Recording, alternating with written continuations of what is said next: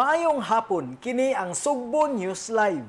Gatusan ka mga bakanting trabaho ang itanyag sa ipahigayon nga local and overseas job fair sa Cebu Provincial Public Employment Service Office, CONPESO. Ani ang report ni Rebecca Ortez. Sa mga nangita og trabaho, adunay overseas and local job fairs nga ipahigayon ang Cebu Provincial Government. Sa Provincial Capital Social Hall karong October 4, 2025, himuon ang Overseas Job Fair. Samtang sa October 5, himuon usab ang Local Job Fair. Si Governor Pam Baricuatro naglantaw sa pagproduce sa Sugbo og daghang trabaho ug nagdasig sa mga Sugboanon nga gustong motrabaho sa pag-apply sa mga oportunidad nga gitanyag sa local ug overseas job fair. Daghang mga kompanya sa local ug abroad ang nangita og mga kwalipikadong empleyado. Ania ang lista sa mga manpower services abroad. Ang atong mga requirements ginadaton sa mga aplikante nga ma-apply sa atong job fair, no? Dito kani atong job fair buhani kabuok ilain-lain na to i-separate. Ang October 4 overseas, ang October 5 local.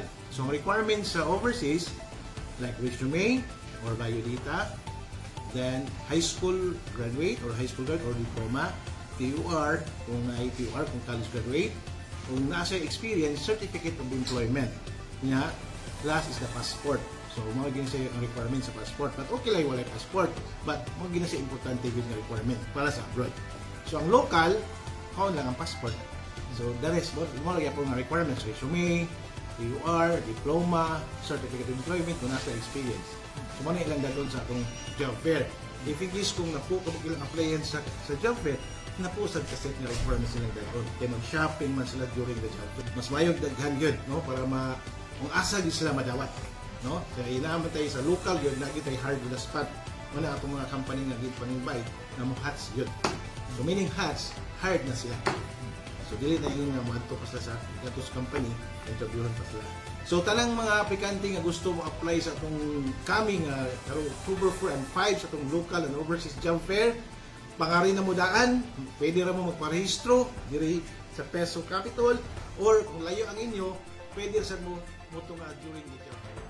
Balita, may labot ang Sugbo. Ako si Rebecca Ortiz, Sugbo News.